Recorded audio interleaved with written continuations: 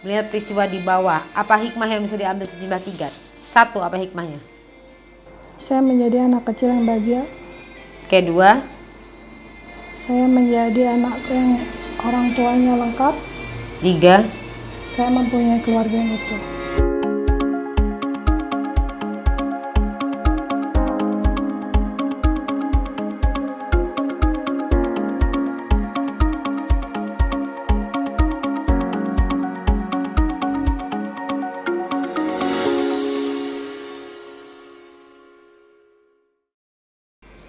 Oke, tarik nafas yang dalam, lepaskan.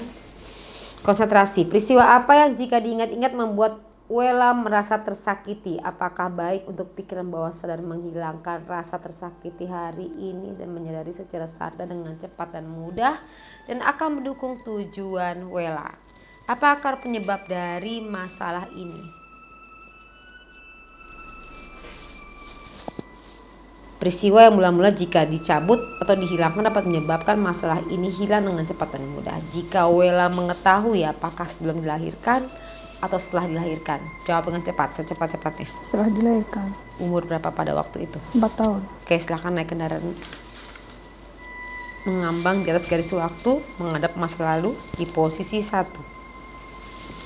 Sekarang silahkan melayang naik di posisi 2, tepat di atas peristiwa akar penyebab. Melihat peristiwa di bawah, tanyakan pada pikiran bawah sadar apa yang bisa diambil hikmah dari peristiwa ini sejumlah 3. 1. Apa hikmahnya? 2. Apa hikmahnya? 3. Apa hikmahnya? Oke, bagus sekali. Sekarang silakan melayang naik ke posisi 3 dan berada di atas dan sebelum peristiwa akar penyebab terjadi dan menghadap ke masa sekarang. Pastikan berada jauh pada sebelum peristiwa itu terjadi. Dan tanyakan pada diri sendiri, sekarang di manakah perasaan tersebut berada? Apakah sudah hilang? Belum. Kalau belum hilang, silakan naik lebih tinggi, mundur lebih jauh. Terus mundur, naik lagi. Cek apakah masih ada? Masih, silakan mundur lagi dan naik lagi lebih tinggi sampai tidak bisa merasakan lagi perasaan terzolimi.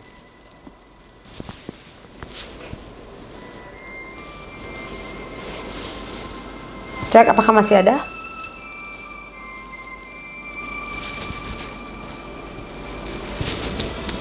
Enggak. Sudah tidak ada, bagus sekali. Silakan di posisi 4 berada dalam tubuh Anda, cek apakah emosi perasaan sudah hilang. Kalau sudah hilang, silakan kembali ke posisi 3.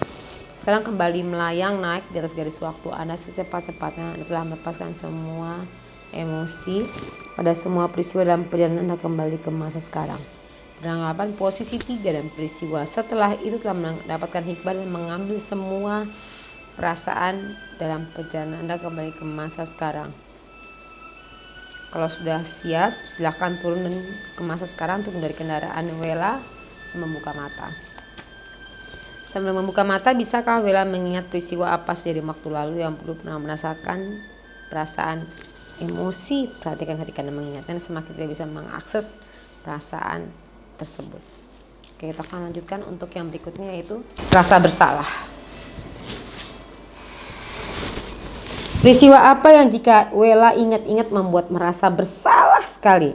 Apakah baik untuk pikiran bawah sadar Wela menghilangkan hari ini dan menyadari secara sadar dengan cepat dan mudah?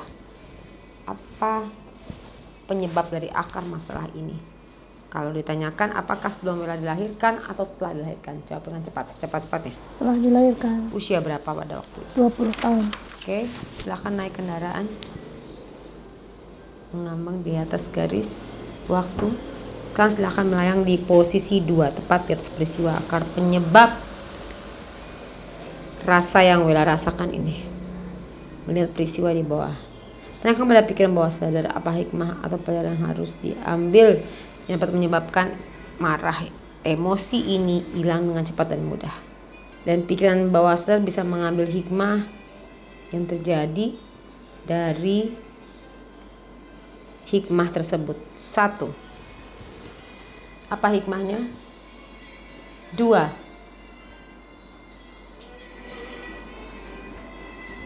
3. Kalau sudah, silakan melayang naik ke posisi 3 Anda berada di atas dan sebelum peristiwa akar penyebab terjadi menghadap ke masa sekarang. Pastikan Anda berada sebelum peristiwa itu terjadi. Dan tanya kepada diri sendiri, sekarang di manakah posisi emosinya berada? Apakah sudah hilang? Kalau sudah hilang, bagus sekali. Kalau masih ada, silakan mundur lebih jauh dan naik lagi lebih tinggi. Kalau sudah mundur lagi, naik lagi lebih tinggi sampai tidak bisa merasakan perasaan negatif itu lagi. Cek apakah masih ada. Kalau masih ada, silakan mundur lebih jauh dan naik lagi lebih tinggi. Sudah. Masih ada, silakan naik lagi dan mundur lebih tinggi. Cek apakah masih ada. Enggak, sudah. Oke, kalau sudah tidak ada, silakan di posisi 4 berada dalam tubuh Anda. Cek apakah masih ada di sana atau sudah hilang. Kalau sudah hilang, silakan kembali ke posisi 3. Sekarang kembali melayang naik di atas garis waktu Anda secepat-cepatnya. Telah melepaskan perasaan yang dirasakan pada semua peristiwa dalam perjalanan Anda kembali ke masa sekarang beranggapan posisi 3, dan peristiwa setelah itu telah mendapatkan hikmah dan melepaskan semua hal yang negatif dalam perjalanan Anda kembali ke masa sekarang. Silakan kembali turun ke masa sekarang dan kembali berada di ruangan. Kalau sudah siap, turun dari kendaraan dan buka mata. Sambil membuka mata, bisakah ingat peristiwa apa saja di masa lalu yang dulu pernah merasakan perasaan negatif? Perhatikan ketika mengingatnya, semakin tidak bisa mengakses perasaan tersebut. Silakan pergi ke masa yang akan datang jika satu hal serupa terjadi. Apa yang akan Anda lakukan? Kita akan menyelesaikan satu lagi, yaitu kecemasan. Kecemasan itu kalau digambarkan dia masa lalu ke masa depan. Di mana dia? Kalau kecemasan di masa depan. Di depan. Udah terjadi belum? Belum terjadi. Kenapa kita mikir cemas? Kan belum terjadi. Justru karena belum terjadi ini takutnya nanti akan kejadian begini begitu. Nah, solusinya supaya nggak kejadian seperti itu, yang dibayangkan kisah sukses. Justru yang Wela bayangkan kalau kayak gitu, karena apapun yang dibayangkan itu yang terjadi. Oke, silakan bayangkan apa yang membuat Wela merasa khawatir. Apa yang Wela khawatirkan? Satu aja. Apa spesifiknya? Oh, harus dijawab. Dalam pikiran aja, gambar aja. Oke, silakan naik kendaraan, melayang di atas garis waktu Wela menuju ke masa depan 15 menit setelah mendapatkan hasil sukses dari apa yang Wela cemaskan. Artinya, yang dicemaskan tidak terjadi melainkan berhasil dengan sukses sesuai dengan keinginan Wela. Beritahu saya jika sudah berada di sana. Silakan anggukkan kepala kalau sudah berada di sana. Oke, bagus sekali. Sekarang di manakah kekhawatiran itu berada? Apakah sudah hilang? Kalau sudah hilang, silakan kembali ke masa sekarang. Kalau Wela bisa menyelesaikan satu kecemasan ini, maka Wela bisa menghilangkan semua kecemasan lainnya. Mulai hari ini, setiap kecemasan datang yang Wela pikirkan adalah kisah sukses ditambah 15 menit. Kalau sudah, silakan buka mata Wela. Sudah selesai terapinya. Nah, demikianlah tadi aku ngasih terapi buat Wela. Terapinya itu adalah timeline terapi. Nah, sekarang kita perlu tahu nih apa yang dirasakan sama Wela setelah mendapatkan terapi dari aku tadi. Gimana Wela perasaan kamu? Aku lebih ini kayak boom gitu loh. Kayak boom gitu, yang tadinya tertahan dan aku nggak berani untuk merilis itu, akhirnya aku rilis. Oke, congratulations. Thank you. Senang banget loh Wela, kelihatan dari ekspresi wajahnya tadi tuh pas datang kemarin tuh nggak berat banget. Sampai bikin ngantuk. Dan karena saya mempelajari energi, jadi bunda-bunda mempelajari energi bukan kita belajar metafisik ya, bukan. Saya mempelajari energi itu karena memang ada ilmunya untuk energi itu, gitu. Jadi saya mempelajari energi itu, tapi saya nggak ada sertifikatnya, tapi memang dia tertutup dan private. Jadi ada guru yang didatangkan dari Amerika, kita belajarin mengenai hal tersebut. Nah, pemahaman mengenai energi tersebut itu semua energi manusia tuh bisa dirasakan. Gitu loh. Kalau memang kita ngedalamin lebih dalam lagi, dan itu didukung oleh mazhab keempat dari psikologi. Jadi psikologi itu tidak semata-mata hanya mengobati dengan kondisi fisik seperti itu aja. Dia bisa keluar dari tubuh untuk memperbaiki. Jadi dia keluar, dia memperbaiki diri sendiri. Untuk recovery. Nah, gitu loh. Jadi bisa healing sendiri-sendiri. Nah, itu pendalamannya udah seperti itu tuh untuk mazhab keempat dari psikologi ya. Tapi kita nggak mau bahas mengenai maksud keempat dari psikologi di sini, tapi kita membahas adalah alhamdulillah udah selesai memberikan terapi untuk Wela, itu timeline terapi. Nah, pelaksanaan berikutnya gimana untuk Wela? Untuk Wela sendiri saya minta sih Wela selalu menjaga emosinya. Jadi mulai hari ini kalau misalnya ada marah, kesal, benci, Wela lepasin, jangan ditahan lagi. Jadi Wela ngomong, saya memaafkan orang menyakiti saya melepaskan energi negatif yang ada di pikiran saya. Terus melakukan itu sehingga Wela bisa selalu, perasaannya selalu dalam kondisi bersih gitu ya. Saya minta sih Wela melakukan itu. Nah, demikian diskusi saya dengan Wela. Jadi ya mengenai ketakutan, kecemasan, tapi bisa dipahami loh corona, dan pada saat dia cemas, kemudian dia mencari psikolog, ketakutan lagi, double nggak tuh? Udah corona sendiri, takut lagi sama psikolog atau terapis yang salah. Nah, bicara mengenai hal tersebut, saya ingin membantu menjelaskan bahwa sebagai apa bedanya sih sebagai terapis dengan psikolog ya? Kalau psikolog itu S1-nya dia harus melalui yang disebut dengan sarjana psikologi. Sebelum dia mengambil master, dia harus melalui proses S1-nya SPSI. Gelarnya SPSI gitu loh.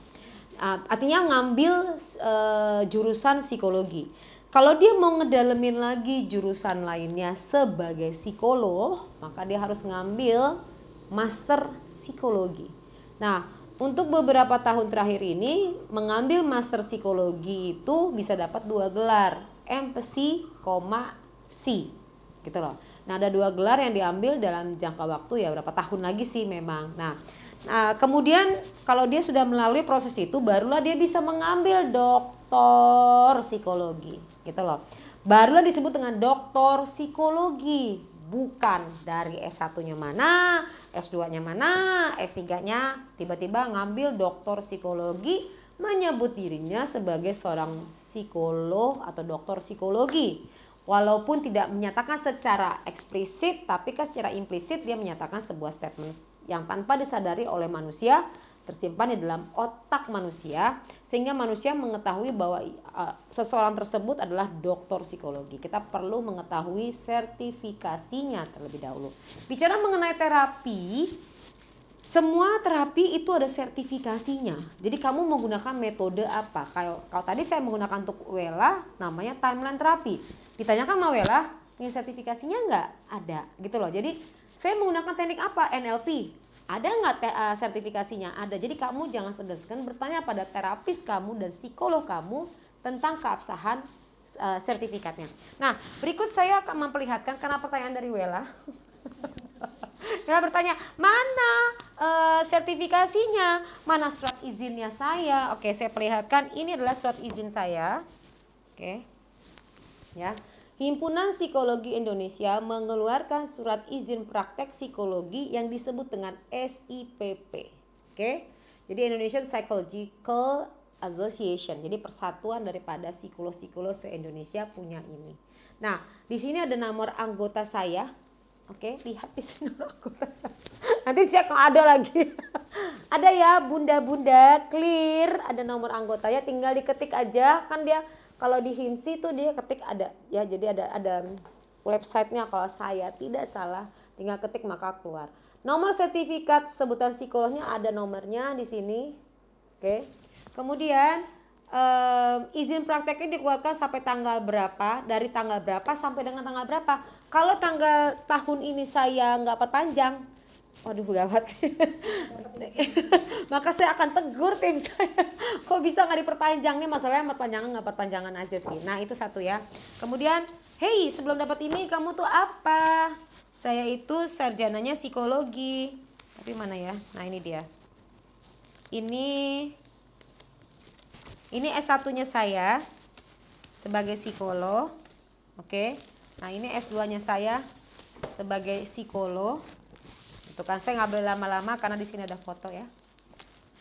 Ada foto saya belum menggunakan hijab ya. Jadi saya tidak bisa memperlihatkan. Nah, ini adalah sertifikat-sertifikat saya lainnya. Tuh. Jadi ada ini. Ya, ini sekian banyak gitu ya. Kemudian nah ini sertifikat saya sebagai NLP sih, lihat ya ada logonya gold gitu. Terus Kalau kamu lihat sertifikatnya NLP tidak ada tanda tangan rumput seperti ini, berarti bukan asli. Mohon maaf ya Mr. Bandler, sorry I have to say that ya gitu, karena your sign is look like rumput di Indonesia seperti ini.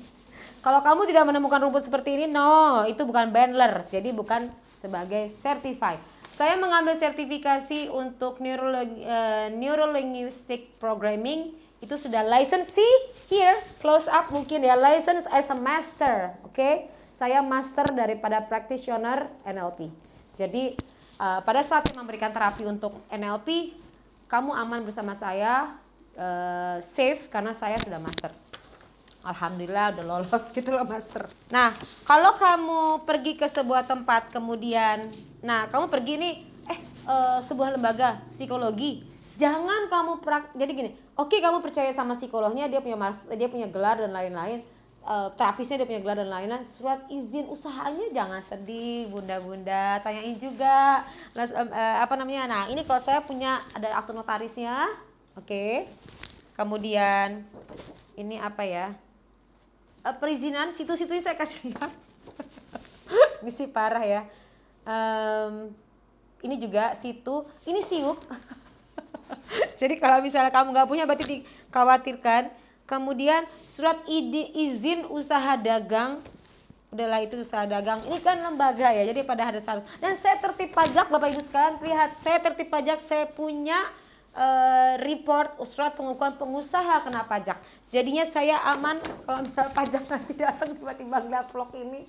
Tenang, saya tertib pajak Pak. Jadi saya bisa perlihatkan ini. Oke, ini pajak. Dan bahkan saya punya sertifikat kalau kamu bikin usaha melalui online itu ada sertifikatnya. Jadi jangan asal posting-posting aja lembaga kamu tanpa izin. Karena itu berkaitan sama online ya. Karena this is business man. Kamu harus terregister. Nah itu sertifikatnya, yang lain-lain saya nggak perlu perlihatkan ya. Bahkan saya ada sertifikat mesmerism. Mesmerism adalah ilmu tertua psikologi yang kalau ketemu langsung tidur. Tuh ngeri kan? Itu belajar ya, hipnotis tertinggi, dia belajarnya dari Belgium. Kalau untuk nah ini kalau untuk micro expression, nah ini sertifikatnya. Oke, see? Paul Ekman. Ya, clear ya. Jadi tidak abal-abal, jangan bilang nanti saya dukun cerdas ya. Karena berarti kan saya nggak salah pilih psikolog. Nah kalau ini adalah sertifikat saya sebagai hipnoterapis. Nah saya sudah mengambil hipnoterapisnya level master. Jadi kalau kamu saya hipnotis kamu aman. Di level master itu bisa sampai bikin orang koma. Nanti dibangunin lagi, tenang ya, jika dikomain terus dibangunin lagi, seperti itu. Jadi kesimpulannya bisa diambil adalah pada saat kamu bertemu atau mencari tempat lembaga bantuan ya, tempat bantuan untuk kamu bisa merilis stres kamu, tekanan, kecemasan, kekacauan dan lain-lain yang ada di pikiran kamu dan perasaan kamu. Ingat, hati-hati loh, ini bukan fisik tapi pikiran dan mental kamu. Jadi kamu harus cek dulu mana sertifikatnya, mana surat izinnya, kemudian lihat tempat terapinya kayak gimana, apakah ada kamar di sini. Kamar sih ruangan, tapi kan nggak ada tempat tidur ya Wel. Nggak ada. Kamu nggak menemukan tempat tidur kan di sini? Ada kasur. Jadi tidak ada kasur di sini kata Wela. Jadi Wela aman. Saya nggak menyentuh Wela dan ini jarak jauh. Jadi Wela udah beres sejak keluar dari sini, udah beres gitu loh. Jadinya nggak ada menyentuh-nyentuh sama sekali hal seperti itu karena memang harus ada kode etiknya. Nah gitu loh. Jadi harapan saya kamu juga bisa ngecek dan benar-benar recheck, hati-hati, kasihan diri kamu sendiri kalau kamu salah dalam mencari tempat pertolongan diri kamu sendiri. Nah itu penting dipelajari ya. Kemudian juga cari lagi, searching lagi orang tersebut seperti apa, pengalamannya seperti apa dan lain-lain. Nah itu sebaiknya kamu temuin. Nah untuk spesialis juga kamu harus tahu. Nah ini orang spesialis untuk apa? Jadi ada psikolog itu ada master bidang apa. Kalau saya master di bidang pendidikan dan industri.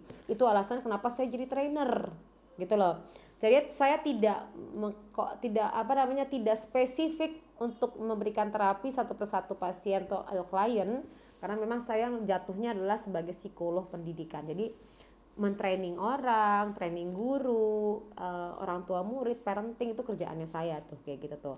Membuat orang lebih baik. Nah, seperti Wela kayak gini kan, membuat bagaimana memotivasi Wela untuk bisa bangkit dan lain-lain. Jadi Saya nggak handle untuk di klinis yang biasanya kalau di klinis itu rumah sakit jiwa yang kayak gitu ya. Saya nggak spesifik yang detail seperti itu, nggak. Saya memang lebih banyak yang kelompok yang banyak. Kenapa? Karena buat saya lebih untuk saya ya lebih bagus kalau 1 jam bersama satu orang, lebih bagus 1 jam bersama banyak orang yang berubah gitu.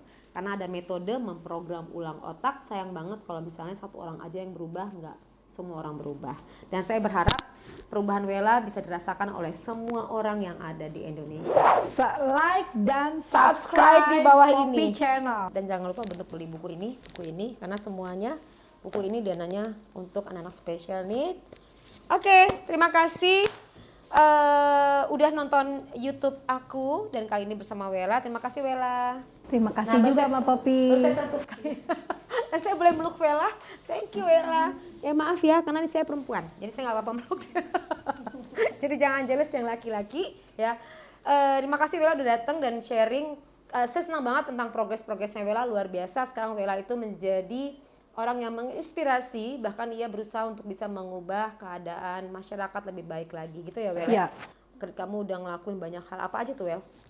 Ya, aku mengedukasi masyarakat melalui psikoedukasi, tetapi yang dilakukan oleh komunitas gitu kan, didampingi oleh psikolog-psikolog gitu. Dan kemudian melakukan psikoedukasi yaitu farmakoterapi itu yang didampingi oleh psikiater dan supporting group terhadap orang-orang yang memiliki disabilitas mental berikut caregivernya. Tuh.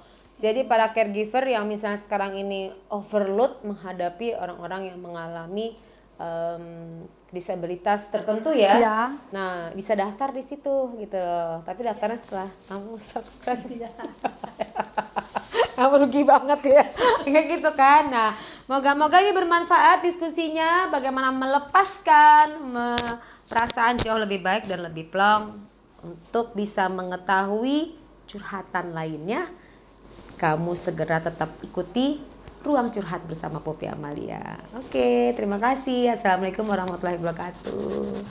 Nah, halo, saya Wela, Anastasia Wela, yang beberapa waktu yang lalu diidentifikasi dengan gangguan kepribadian ganda yang saya memecah kepribadian saya menjadi 9 bahkan 10.